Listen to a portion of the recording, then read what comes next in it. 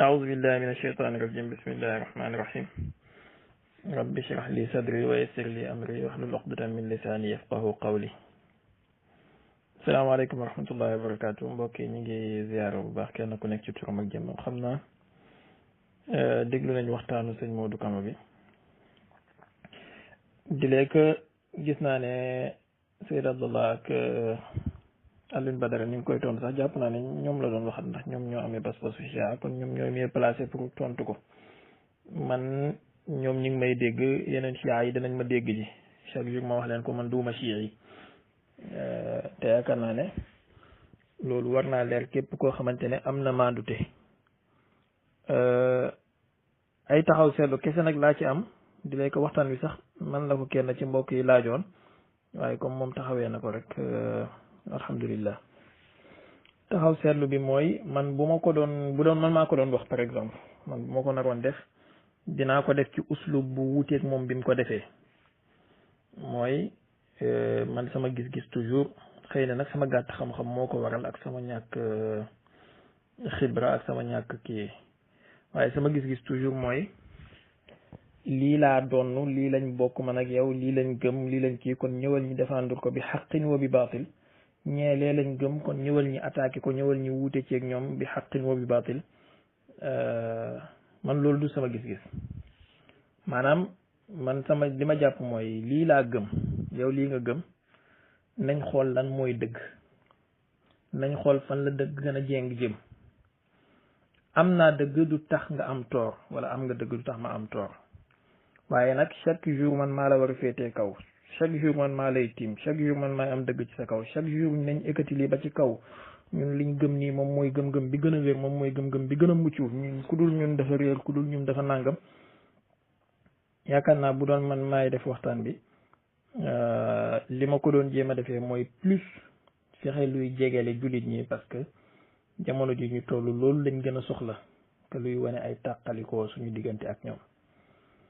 loolu tax na ba ci wahabiste yi sax léeg-léeg daf may gëj a dégg surtout ci jamono yi may wax ci ñoom ndax jàpp naa ne war nañu dépasser temps wu jegeer boobu sànni fii sànni fële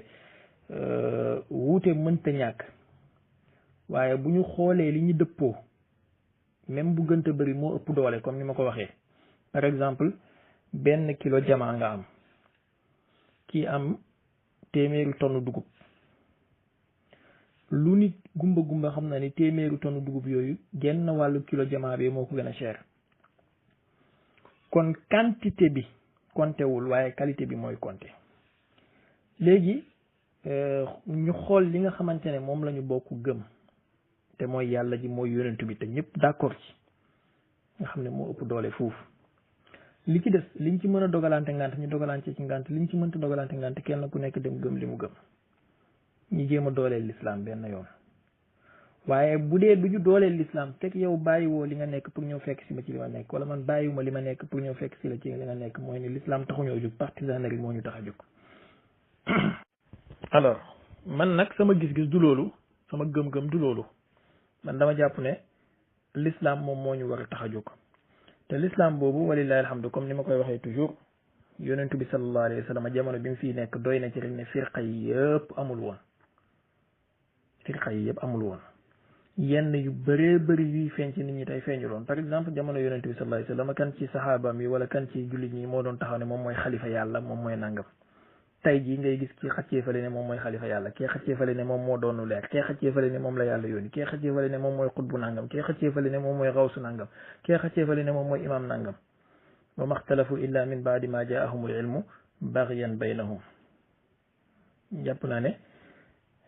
l'islam soxla na leneen lu dul loolu ci asru bi ñu toll ni Cheikhu Tidiane daan wax nag bi sayri zamanika sir nit da ngay xool ni sa jamono di doxee nga doxee noonu léeg-léeg booy jàng taarixul islam da ngay xam ne am na ay firqa yoo xamante ne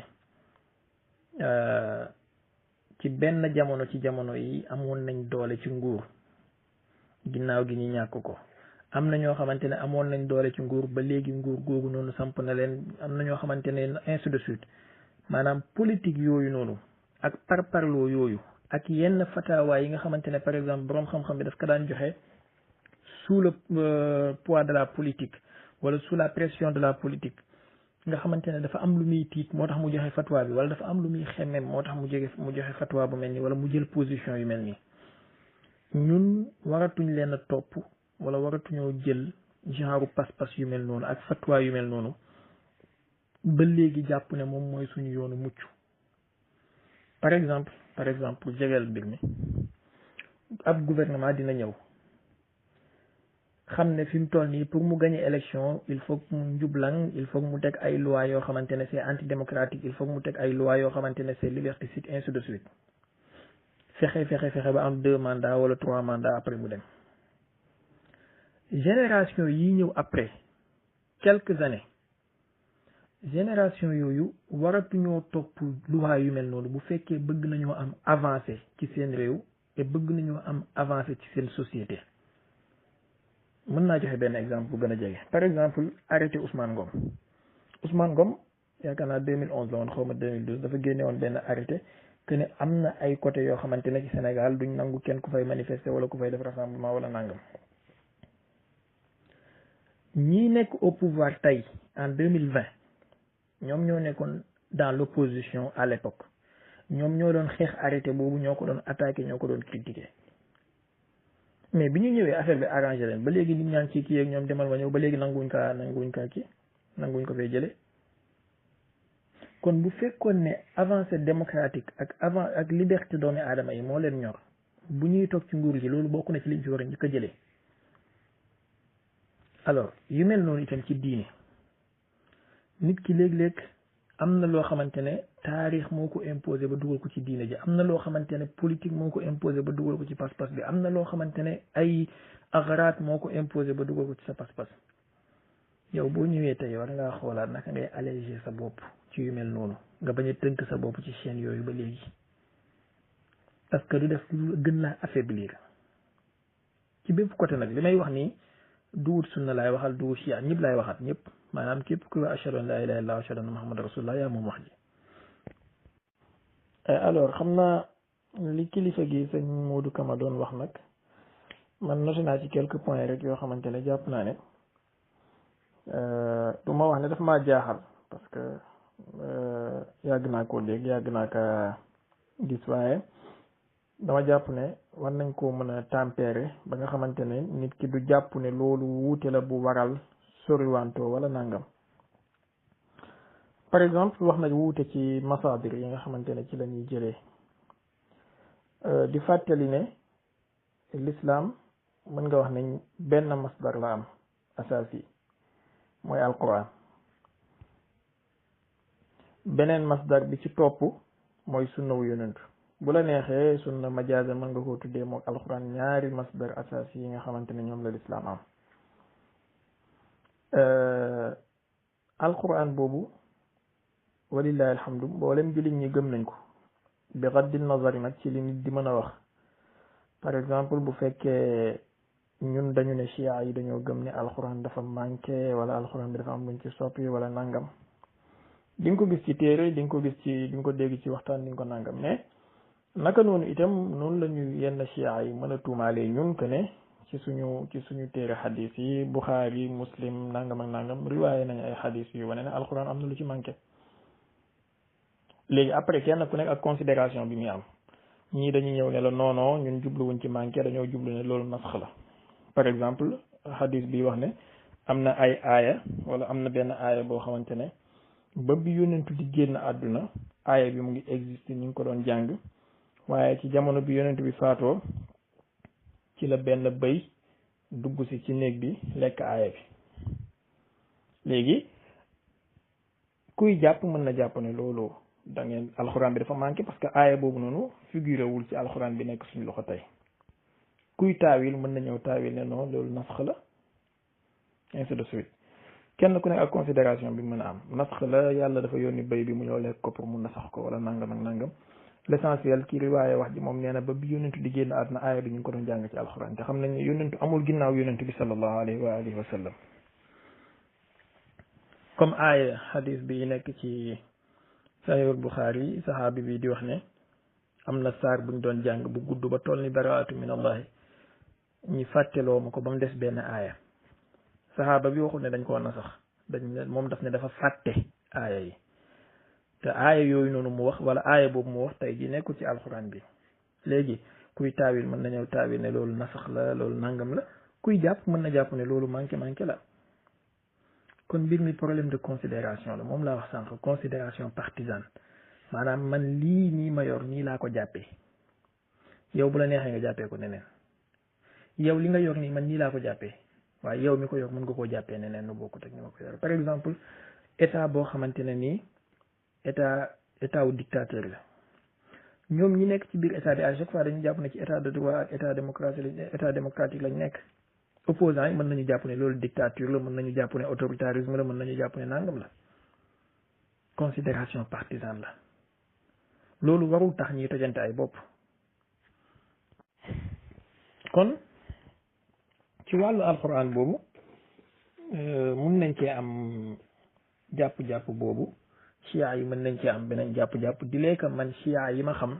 te li nga xamante ne moom mooy li sax ci ñoom mooy ne alxuraan bi nekk suñu loxo alxuraan bu wér la te moom mooy li yàlla wàccee ci yonent bi sallallahu alayhi wasallam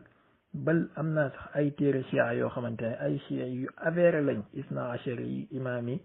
ñuy défendre alxuraan que ne taxrif amu ci tasdif amu ci waaye nag xam nga firqa bu nekk du ñàkk ay bérébi galaz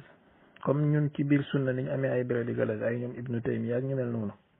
chia yi tamit am nañ ñu mel noonu loolu firqa yëpp la dina am ci firqa boo xamante ne kenn dafay génn wax loo xamante ne engagé wul firqa bi en tant que tel wala ñenn wax loo xamante ne engagé wul firqa bi en tant que tel par exemple wax ibnu hajar al asqalaani bi mu riwaaya ci ad-durarul kaamina fi ayaani mi'ati samina wax ne ibnu taymiya da daan wax ne Seydina Ousmane dafa bëggoon alal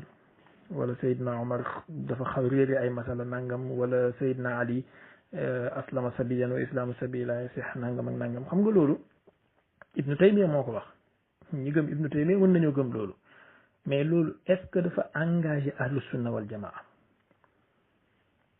léegi bu fekkee ne chia yi dañoo jógee fële ñëw ne waaw yéen da ngeen di takfir Seydina Ali da ngeen na wax ne islam matul parce que mu ngi nii ibnu taymiya wax na lii mën nañu def noonu comme ñun nuñ mën a defee jël ci benn téere chia ne waaw jaafaru subhaani wala diw nangam ci chia yi bind na ne alxuraan dafa manqué kon chia yi loolu lañ gëm comme nangam loolu lañ gëm taamim boobu buñ ko defee kon kenn du mucc mu ngi mel ni tey jii rek benn sayda zaman bu toog woote ne moom mooy yónnentu yàlla bi xaw la moom mooy yónnentu yàlla bi léegi ñu jógee fële ne waaw yéen Sénégal da ngeen na gëm ne beneen yónnentu am na ginnaaw yónnentu yàlla bi parce que sayda zaman mu ngi nii sénégalaise la te wax na ne moom yónnentu yàlla la maa hakaza yaa saadu turadul iblu benn el cheikh par exemple ak waxam yu rëy yi muy wax ni yëpp ay moom mooy xutbul aqtaabul kabir moom mooy nangam mooy génnee safara di dugal aljanna ñu jugee fële ne waaw yéen tijaan yi da ngeen a gëm nangam parce que el cheikh mu ngi nii ci yéen la bokk te day wax nangam wala bind na nangam bu fekkoon dafa bind téere ndax loolu considération boobu lu ñu war a jël léegi boo fekkee ci benn téere chia par exemple wala benn waaye boo xamante ne dafay intisar ci tashayyo bind benn wax ndax loolu dafay engagé firqawu chia yépp bu fekkee loolu kon ibnu taymiya wala benn base wala nangam bu bindee dara dafay engagé ahlu sunna yépp wala benn barbahari bu bindee dara dafay engagé ahlu sunna yépp yaakaaruma ne dina am kenn ku d'accord ci lu mel noonu kon li ñu war a jàpp mooy alxuraan yàlla bi mooy suñu masdar asaasi boo xamante ñun ñëpp a ko bokk sunnatan wa shi'a alxuraan bi nekk suñu diggante loxo yi yàlla wax nañu ne inna nahnu nazzalna zikra wa inna lahu la xaafizun amul lu ci manqué bi gaddi nazar ci xadis bu chia mën a riwaaya wala bu buxaari mën a riwaaya wala bu muslim mën a riwaaya am na ci ñun ahlu sunna ci suñu firqa xadis yu ñuy riwaaya wane ne am na lu mot 20 aaya yu manqué ci suratul baqara am na saar sukkutum bu toll ni suratul ahzab bu réer ci alquran am na aaya boo xamante ne benn bëy moo ko lekk mu ginnaaw bi yonent bi gaañoon ainsi de suite te aaya yooyu noonu ak saar yooyu noonu yëpp tey nekkuñu ci alquran bi léegi buñ ko jàppee ne loolu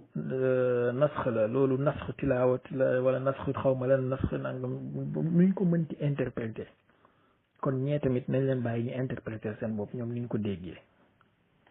parce que boo gisee benn chia yi bu wax nangam boo delloo ci chia di nga gis keneen ku bind téere tontu ko wala nangam bal léegi sax ñoom ci ay seen téere yi nga xamante ne moom mooy seen asas te ñi ngi bind di leen naqd di génnee yu wér yeeg yu wérul yeeg ainsi de suite comme ni wahabist yi fa tey jii di jëlee téere albani yi di def tarajaatul allama ginnaaw bi Hasan al-Saqaf bindee tanaqudatul albani ñoom ñuy def tarajaatul albani wala ni ñuy jëlee madaariju saalikin di ko talxiis wala ni ñuy jëlee minhajul bidaa bu ibnu taymiya di ko talxiis ainsi de suite kon droit boobu boo ko amee yow war nga koo mën a may Masamba war nga koo mën a may Mademba bu ma nekkee APR am droit boobu war naa koo mën a may waa PDS war naa koo mën a may waa AFP quel est le problème pourquoi cette partisanerie inouïe bi nga xamante ne daanaka obscurantisme ci la ñuy yóbbu amul sens léegi wuute ci masdar alxuraan moom mooy suñu masdar bu ñu bokk ñun ñëpp mais kenn ku nekk da ngay jël la la doy nga riwaaye ko kii jël na ay xadis yu ko doy bind ko mu tudd Buxaari ñu tuddee ko saxiixul Buxaari keneen jël ay xadis yu ko doy bind ko mu tudd Ibnu Xibbaana ñu tuddee ko saxiix Ibnu Xibbaana kee jël ay xadis yu ko doy bind ko mu tudd Nasaayi ñu tuddee ko sunanu Nasaayi la même chose itam moom la benn waaye dajalee ay xadis yu ko doy bind ko ñu tuddee ko alkaafi bu Kulayni wala diw bind nangam ñu tuddee ko téere sàngam c'est la même chose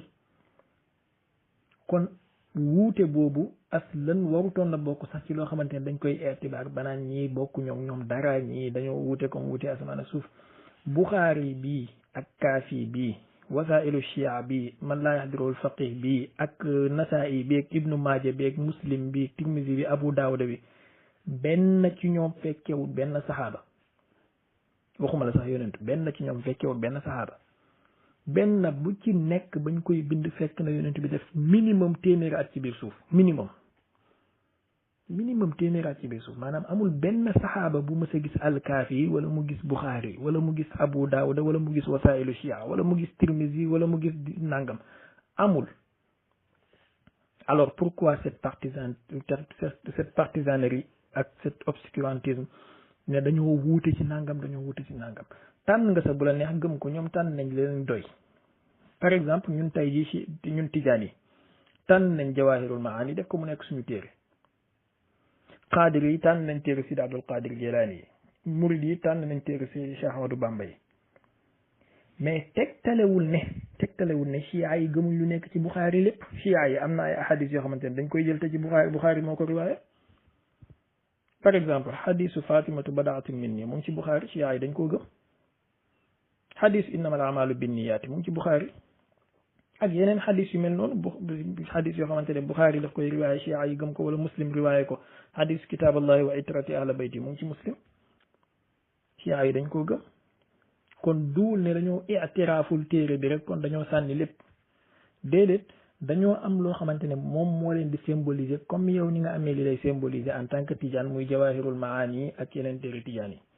comme man taalibe baay bi ni ma amee Kashiful Ilbaas ak yeneen téere baay yi mu may symboliser comme ni waa Tiwaawoon bi amee Xilaasu Zahab ak yeneen téere Sidi Hajji Maalik mu koy symboliser comme ni murid bi amee téere Serigne Touba yi mu koy symboliser aussi simple que ça alors xam naa pour gàttal rek li ma noté dafa xaw a bëri te daanaka wax ji mu ngi commencé di gudd donc wuute ci ay masaadir warutoon na bokk sax ci ay wuute yu ñuy lim di mu màkk dëppoo nañ ci alxuraan ndax masaadir yi ñu am ñun muy Buxaari Muslim Abu Daawuda Tirmisi Nasaayi Ibnu Maaja juróom benn ci ay am seen yos ñoom tamit mais suñu téere yooyu waxuma la yonent bi comme ni ma ko waxee wala sahaaba yi mais ba xattaa ñoom imam Malik fekkewuñu ko ba xattaa ñoom Ahmad ibnu Hanbal wala ñu leen jiitu tuuti ñoom Abdurazaq fekkewuñu ko kon ijmaa boobu bi muy am wala maanaam tabanni boobu bi muy am ñoom xanaa bokkuñu ci ahlu sunna wala nangam maanaam par exemple imaamu Shafii xamul ne ahlu sunna juróom benn téere lañu am parce que bi juróom benn téere yooyu di dajaloo bay tege fekk na imaamu Shafii def na ay ati at ci biir suuf imaam Malik xamul ne ahlu sunna juróom benn téere lañu am parce que bi juróom benn téere yooyu di dajaloo fekk na def na ay siècle ci biir suuf wala minimum un siècle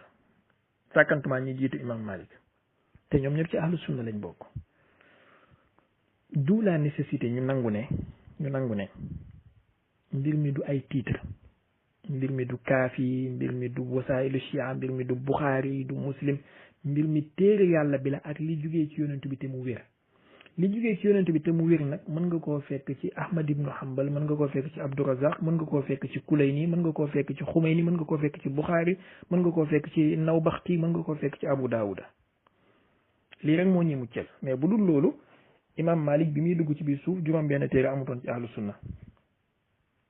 imam Abu Hanifata bi muy dugg ci biir suuf ahlu sunna amul woon juróom benn téere. kon moom xanaa kon nekk ahlu sunna gi dafa manqué parce que amul pas-pas boobu moom. bu fekkee pas-pas boobu dafa mel ni léegi ruknun min arkaani diin la wala ruknun min arkaani sunna que ne Bukhari mooy suñu masdar, Muslim, Tirmisi, Nasaa'i, Abu Daawud, Ibnu Maaja. kon Abu Hanifa ta xanaa pas-pasam ci sunna dafa manqué, imam Malik pas-pasam ci sunna manqué na kon waliyaazu billah. te kenn ci ñun xalaatul loolu. ñaareelu point bi ma noté woon mooy wuute ci xilaafa bi sëñ Modou Kama wax ne na ahlu sunna ak Shia dañoo wuute ci xilaafa. loolu dëgg la. Shia yi min indi axirihim dañoo gëm ne Seydina Ali ibn Abi Talib moom waroon a nekk xalifa yonentu alayhi salaatu wassalaam. ahlu sunna dañoo gëm ne Seydina Ababacar moom mooy premier xalifa yonentu. mais problème bi du loolu. problème bi wuute la ci tànninu xalifa maanaam li ma waxoon dafay ñëwaat. mbir mi du wut ay titre wala ay tur. mbir mi méthode la. léegi méthode bi ahlu sunna dañoo gëm ne mbir mi shura la war a nekk. te ne yonentu bi bàyyiwul kenn ginnaawam, démocratie moom moo am ñu tànn diw.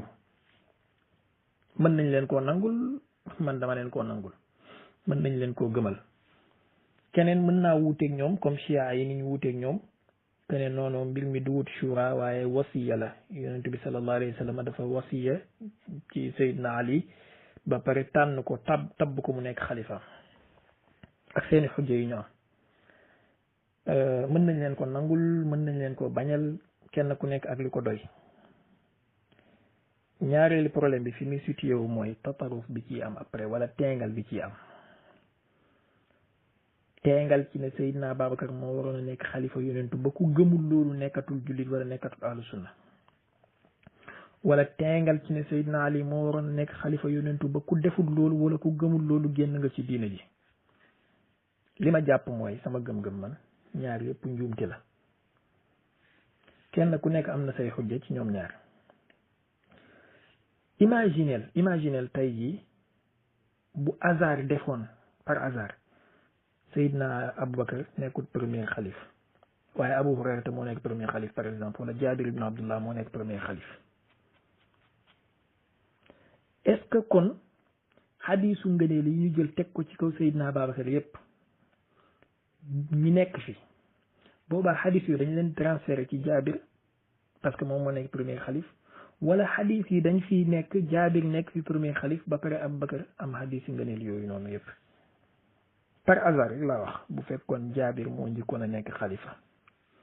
wala Abdurahman ibn Awf moo njëkkoon a nekk xalifa au lieu de Seydina Ababacar wala par hasard bu fekkoon ne Seydina Ali moo nekk xalifa au lieu de Seydina Ababacar ndax kon dañuy wax ne Seydina Ali moo gën ci xeet wi parce que moom moo njëkk a toog ci xilaafa wala bu fekkoon Bilal ibnu Rabah moo njëkkoon a nekk xalifa au lieu de Seydina Ababacar ndax kon dañuy wax ne Bilal moo gën ci xeet wi parce que moom moo njëkk a nekk xalifa. donc wàllu xilaafa gi tengal bi ci ñaari firqa yëpp tengal man jàpp naa ne wax dëgg yàlla légèreté am na ci tengal gi. Seydina Babacar nekk na xalifa bi raddin nazar ci riwaayaat yi nit mën a wax yëpp ñi jàpp nañ ne Seydina Ali moo waroon a nekk xalifa. man de li ma jàpp mooy sama gëm-gëm lay wax nag nangul naa ahlu sunna ñu wax ne Seydina Babacar mooy xalifa yonent bi parce que gëm naa xilaafato lii nag sama diggante yàlla lay wax ragaluma Shia ragaluma sunna waaye tamit nangul naa Shia seen gëm-gëm bi ñu wax ne ñoom Seydina Ali moo waroon a nekk xalifa. maanaam boo bëggee trancher sama position mooy bu Seydina Ali njëkkoon a nekk xalifa awma ci problème ba Seydina Babacar njëkkee nekk xalifa tamit awma ci problème donc du ma takfiir wala may tabdia kuy wax ne Seydina Ali moo waroon na njëkk a nekk xalifa. am na ci plein droit na wax fii ba suba bu ko neexee, du moment que li feeyi joxe mooy li waroon a nekk noonu nekkul bi xikmatin min Allah. léegi ñoom seeni dalil ñu ne xilaafa gi wasiya la war a nekk, yonentu bi dafay war a tabb ku fi war a toog, parce que yenn wul maanaa yonentu bu mënti dem daf daan bàyyi ku koy wuutu ci xeetam, kon yonentu bi sallallahu alayhi wasallam tamit war naa bàyyi ku koy wuutu ci xeetam. ndax même aw gétt buñ ko dénkee nit balaa muy dee dana ko dénkaane ci loxo yu wóor sàkkantuma yonentu bi sallallahu alayhi wasallam. ñu am seeni xadis nag yu ñu sukkandikoo. xadisu Xadir benn la ci, man kuntu mawlaahu fa hada aliyun mawla. xadis boobu ba ñun ci ahlu sunna nangu nañ ne bokk na ci xadis yi gën a wér ba ñun ci ahlu sunna, ndax nangu nañ ne xadis mutawaatir la, nangu nañ ne ruwaatam yi bëri nañ. am na benn borom xam-xam bu ko konteel téeméeri ruwaat ak fukk ak ñeent, maanaam adadu saaru alxuraan yi te bil masaadir nag. man musuma gis xadis bu am téeméeru ruwaat ak fukk ak ñeent, waaye xadisu Xadir gis naa yaakaar naa al allaama al amini la ci al Xadir konteel na ko téeméeri ruwaat ak fukk ak ñeent bu ma juumul. xadis boobu ñoom ci seen taawil wala ñoom ci seen dégg-dégg ci seen interprétation wa xadis bi, yonent bi sallallahu alayhi wa sallam dafa taxaw xutba bi xutba gi di jeex mu ekkati loxo Seydina Ali ne képp ku ma di mawlaahu fa haza aliyun mawla. léegi nag yow kalimatu mawla maanaam baatu mawla bi yow firee ko nu mu la neexee, yow la engagé. en tout cas man Cheikh Baye am na nu ma koy firee. yow ma Samba, yow ma Demba, yow Modou Kama, yow Abdoulaye, yow Malick, yow Mamadou, yow Mohamed Thioy, yow Ibrahima si firee ko nu mu la neexee. bu la neexee nga ne mawla soppeem comme ni ñoom Ibnu Taymiya wax ak yooyu, ku ma di sa soppe Aliou sa soppe la yaa xam. en tout cas yonent bi moom xam na lim ci jublu. bu la neexee nga ne mawla sangam, bu la neexee nga ne mawla njiitam, bu la neexee nga ne mawla waaliyam, bu la neexee nga ne mawla ki fireel nu mu la neexee yow. loolu sa diggante la ak yonent bi, sa diggante la ak yàlla. en tout cas wa kulluhum aati yawmal qiyaamati fardan mu ngi fi maa yalfizu min qawlin illa ladayhi raqibun atid mu ngi fi. man am na nu ma ko déggee man kuntu mawlaahu fa haza aliyu mawla. keneen kum neex tamit na ko déggee nu ko neex. ahlu sunna ñoom niñ ko jàppee mooy mawlaa gi tegtalewul imaaratu. mawlaa gi li muy wax rek mooy képp ku bëgg yonent bi dafa war a bëgg Seydina Ali, képp ku bëgg yonent bi dafa war a bëgg Seydina Ali. loolu taxsilu xaasil la. Seydina Ali ku ko bañ naa fekk la aslan. te bu fekkoon ne Seydina Ali maanaam yonent bi du toog ba jamono bi mu leen doog wax ku ma bëggal Ali. léegi chia yi nee nañ ñoom mawlaahu boobu sang lay firi, njiit lay firi. xam naa nag par exemple bu Seydina Ali njëkkoon na nekk xalifa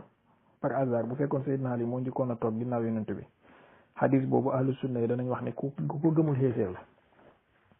lii moom sama yaqin la. maanaam par hasard des choses bu fekkoon Seydina Ali moo njëkk a toog ci xilaafa gi, hadis boobu ahlu sunna danañ wax ne ku ko gëmul xéeféer la. wala par hasard des choses bu fekkoon yonent bi loxo Seydina Abubakar la ekkati wala loxo Seydina Omar ne man kuntu mawlahu fa haza omarun mawlah, danañ wax ne ku gëmul hadis bi xéeféer la. billahi allazi la ilaha illa huwa maa la ko wax. qiyaasal rek. kon ci tënk wuuteeg sunna ak chia ci xilaafa wuutee la ci forme bi, ndax wasiya la war a doon wala ndax shura la war a doon.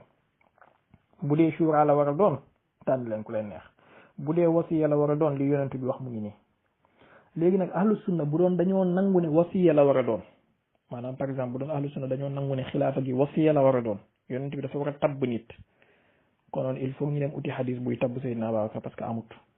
di lekk nag ci biir Sahihul Bukhari léeg-léeg nga fekk fa ay ahadis ak yenn téere yi yuy tal weex que ne yonent bi bëggoon naa tabb Seydina Abubakar ak doomam ak nangam ak nangam. ala kulli xaal bu doon dañoo nangu mabda boobu que ne wasiya la war a doon, konoon chia yi ñoom ñooy am dëgg ci seen kaw, parce que chia yi ñoo am xadis, sunna amuñ xadis ci loolu. waaye nag ñàkk nangu règle boobu noonu, par exemple les règles de jeu ñoom accepté wuñ ko, kon jeu boobu du leen engagé. ñàkk nangu règle boobu noonu moo tax ñoom seen xalifa ak seenu gëm-gëm te mu nekk lu wér te man ma gëm ko mooy Seydina Abubakar. waaye nag chia yi ñoom ci seen règle boobu noonu tamit Seydina Ali ak seeni xadis yu ñu am man nangul naa leen ko je n'ai pas de problème bu Seydina Ali njëkkoon a nekk xalifa wala Seydina Jaabir wala Seydina Bilal ndax lan ñoom ñëpp wëy niñ jamono du deltuwaat ginnaaw bañ dekkiwaat ne tey Abubakar mooy toogaat xalifa wala Ali mooy toogaat xalifa donc pourquoi se casser la tête ci loo xam ne weesu na junne at ak ñeent téeméer ci ginnaaw am nañ ay perspective nañu concentré wu ci loolu moo ñu gën a kii ñun jullit ñi. ñetteel bi mooy wuute ci ngëneel kan moo gën kan fii nag fii la problème bi yëpp nekk fii la problème bi yëpp nekk dama jàpp ne gis nga taassub mooy fanatisme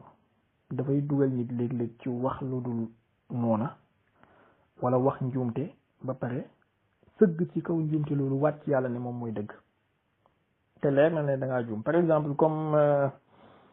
combat ban combat laa ko mën a joxe sax exemple combat Yékini ak Baboy bi amoon 2007 la yaakaar naa mooy bi Yékini ekkatee Baboy bu windeen ko dóor ci suuf noonu taassub mooy waral ku mel ni Baboy foofa mu jug ekkati loxoom ne moom moo daan te leer na ko leer yàlla ne moom dañ koo daan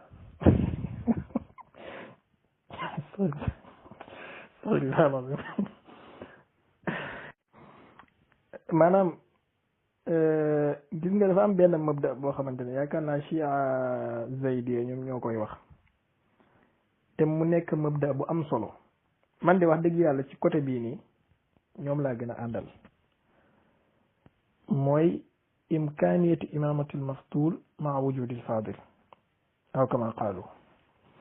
maanaam mën ak nekk jamtaloog ki ñu gën nekk njiit te ki ko gën nekk fi ça veut dire quoi nañ ko relativiser ci suñu bopp ñun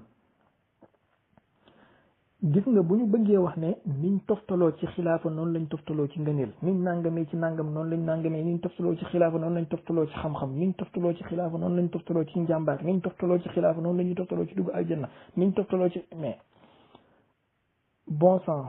dafay wax ne boobaa kon yónnent yi ñoom tamit ni ñu toftaloo ci ni leen yàlla yónnee noonu lañ toftaloo ci ngëneel est-ce que ñun ñëpp danañ nangu loolu par exemple yónnent yàlla Aadama moo gën ci yónnent yi topp yónnent yàlla Siisa topp yónnent yàlla Noox topp yónnent yàlla Idris topp yónnent yàlla diw topp yónnent yàlla Ibrahim topp kon suñu yónnent bi alayhi salaatu wa alayhi salaam moom mooy gën a suufee daraja ci yónnent yi bu dee ci ordre croissant boobu wala ci ordre décroissant boobu lañ ko bëgg a jëlee nañ ko jëlee noonu ni ñu toftaloo ci xilaafa noonu lañ toftaloo ci ngëneel kon yónnent yi tamit ni ñu toftaloo ci yónni yi leen yàlla yónni ci àdduna noonu la ñuy toftaloo ci ngëneel kan mooy nangu loolu ci ñun ban jullit mooy nangu loolu rek kenn yónnent yàlla Isaa moo gën yónnent bi yónnent yàlla Muusaa moo gën yónnent yàlla Isaa yónnent yàlla Noox moo gën yónnent yàlla Isaa yónnent yàlla Ibrahima mën a ainsi de suite ba ci yónnent yàlla Adama kon yónnent yàlla Adama boobaa moom mooy nekk afdalul xalqi parce que moom moo njëkk ci yónnent yi ci nubuwatu wala ci risaalatu yi dama kaa boolante est-ce que danañ gëm loolu ñun kenn ci ñun du nangu loolu kenn ci ñun du ko nangu li ñuy wax kay mooy yonent yàlla Muhammad moo gën ci yonent yi alayhi salaatu wassalaam ki ci topp ñii ne yonent yàlla Ibrahim ñii ne yonent yàlla Isa waaye ñi ëpp dañu yonent yàlla Ibrahim ki ci topp mooy yonent yàlla Isa ki ci topp mooy yonent yàlla Muusa ki ci topp mooy yonent yàlla Nuux ulul azmi yeeg ainsi de suite léegi boo ñëwee ci xulafaa u yonent bi moom ñu bëgg ko def ordre croissant xaw ma ordre lan maanaam ordre de règne ki njëkk a toog moo gën ki ci topp moo ci topp ki ci toppaat moo ci topp ki ci toppaat moo ci topp c'est un peu xaw ma nan laa ko mën a waxee c'est drôle à la fois et c'est pathétique ngëneel nuñ koy xamee sax ci saxaaba maanaam nan la ñuy déterminer ngëneel ci saxaaba ndax ngëneel ci saxaaba mooy ku gën a jege nguur bu fekkee loolu la catastrophe day am kon bu boobaa ñi toog ci nguur gi ñoo gën ñi ci topp ci ñoom mooy ñi nekkoon ay wulaat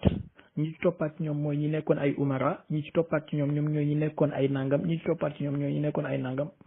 ila ajali musamman kan mooy wax loolu ci ñun moo tax boroom xam-xam yi teg ay qaida ne ni ñuy xamee ngëneel diggante saxaaba yi nii la bi ci njëkk mooy kan moo njëkk a dugg ci lislaam mooy asbaqiya. ñaareel bi mooy kan moo ëpp jihaad. ñetteel bi mooy xam-xam. ñeenteel bi infaq. juróomeel bi shajaatu. juróom benneel bi zuhdu. juróom ñaareel bi alfadailul marwiya mooy gëneel yi ñu riwaayaa ci yonentu bi sallallahu alayhi wasallam jëm ci saxaaba boobu. lii nii bi tafsil la waaye bil jumla dañ leen na xaaj par tabaqa. par exemple ñu ne muhajiruna ñoo gën topp lansaar, wàccaat ne ahlu badri ñoo gën topp ahlu uhudin, topp ahlu bayati ridwan, topp ahlu nangam. ci ñooñu tamit ñii ñoo ci gën, maanaam xaaj nañ ko daal fukki tabaqa ak ñaar. ñu jàng xam nañ li may wax. léegi boo ñëwee bi tafsil bii nga xamante ne juróom-ñaari point yi lañ teg, juróom-ñaari point yëpp amu ci benn bu wax ne kan moo njëkk a toog ci nguur moom moo war a gën a gën. parce que ñi toog ci nguur ci saxaaba yi c'est 0,01 millième ci ñoom. kon mënuñoo natt miyaaru ngëneel ci loolu, mënta nekk. li may wax ni nag ndeysaan damay tënk rek mais xellante woon ñu am plateau ak nit toog leeral parce que xam nga wax nii sax dafa xaw a dangereux léegi ci jamono ji, ndax da ngay wax ba pare nit ki dem dugg Google ak dugg Facebook ak Instagram ak fu nekk ñëw déformer sa wax nu mu ko neexee ñu tasaare ko, bu ko defee ñu ne kii mooy défendre tasawuf, kii mooy xeex tasawuf, kii mooy défendre sunna, kii mooy défendre chia ak yu kenn xamul. fekk du loolu, bëgg a leeral xam-xam la rek ak jox xaqam. juróom-ñaari point yi ñoom la boroom xam-xam yi teg ci nii la ñuy xàmmee ngëneel. léegi bu ñu toppee règle bii liñ bëgg a saxal du sax. billahi lazi la ilaha illa bu ñu toppee règle juróom-ñaari liñ bëgg a saxal du sax. d'où la nécessité, il faut ñu bafouer règle bi, samp li ñu bëgg a samp, buñ paree dellu si waat ci règle bi. mooy li may joxe exemple toujours rek ci politiciens yi, dañuy bafouer les règles du jeu ba gagner élection, buñ paree dellu si waat ci les règles du jeu. Khalifa Sall bi mu nekkee ci kaso bi dañoo yóbbu candidature am conseil constitutionnel ne candidature bi da waa ji dañ koo condamné ba pare, jugement définitif am na, kon mënuñoo accepter candidature bi. 31 décembre bi ci topp président bi toog ne leen rabat d'arrêt dafa am, mooy ne kon jugement définitif amul woon. kon bafoué nañ règle du jeu yi, ñëwaat ginnaaw bi ñu gagné ba pare accepté waat règle du jeu bi. parce que rabat d'arrêt boobu buñ ko considéré woon moment bi ñuy déposé candidature yi, Khalifa dina nekk candidat. yu mel ni lu jar a bàyyi xel la chaque jour duwul ne dama intéressé wu trop ci yu mel noonu, mais dama koy joxe pour jegeelal ci may déglu mu mën a comprendre ci waaqe muash bi nga xamante ne ci lay dund, ci lay gën a comprendre la. mais boo toogee di ko théorie rek loo xam ne passé na junne at ak ñeenti téeméer ci ginnaaw, dafay xaw a ëlëm boppam bi des fois. léegi bu fekkee ne ahlu sunna dañoo wuutee wala dañoo dëppoo ñoom ci seen biir ne nañu toftalantoo ci ci xilaafatu gi, noonu lañ toftalantoo ci ngëneel,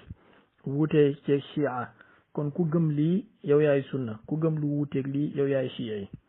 foofu tamit laaj daf ci judduwaat. laaj bi judduwaat mooy kon naka la ñuy def ak saxaaba yi nga xamante ne ay saxaaba yonentu lañ, jamono bi ñuy dund firqa yi feeñuñ woon, te ñoom ñi am gëm-gëm bu wuuteeg ijma bi ahlu sunna am. naka la ñuy def ak saxaaba yooyu, ndax dañ leen di considérer ci chia yi ñoom bu boobaa, wala ndax dañ leen di génnee ci ahlu sunna, naka la ñuy def. par exemple ku mel ni sayyidatuna Fatima alayhi salaam. sayyidatuna Fatima gëmul ne am na ku gën borom këram ginnaaw yonent bi sallallahu alayhi wa sallam. sayyidatuna Fatima mësta gëm ne Seydina Babacar moo gën Seydina Ali.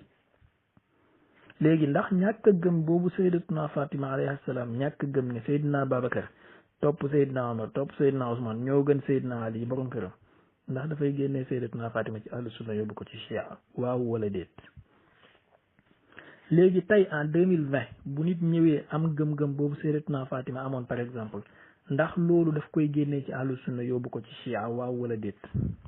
bu ko génnee ci sunna yóbbu ko ci chia, kon sayyidatuna Fatima liñ bëgg a wax mooy chia yi la woon moom tamit.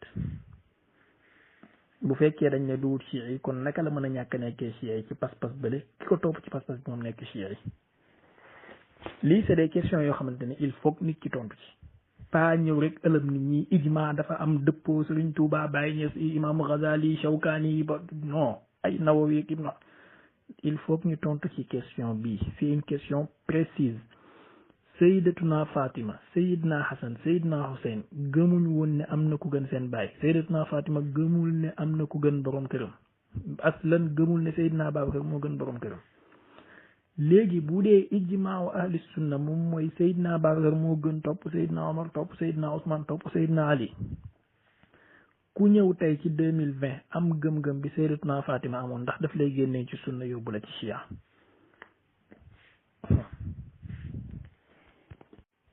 xam naa maa ngi jéggalu ndax wax dëgg yàlla wax ji bëri na te mu ngi commencé di guddi léegi bàyyil ma dagg ko fii def ko partie 1 suba incha allahu rabbul alamin bu ñu ci yàlla yóbbee ñu def partie 2 bi parce que am na leen lu ma noté ci wàllu imaamatu ak taqiya ak yu mel noonu daal am na yenn yu ma ci noté donc war nañ koo laaj ay question la yu ñu war a laaj xam naa moom mooy gën a gàtt sax ndax li ci des daanaka bëreetul waaye ñu dagg ko fii def ko première partie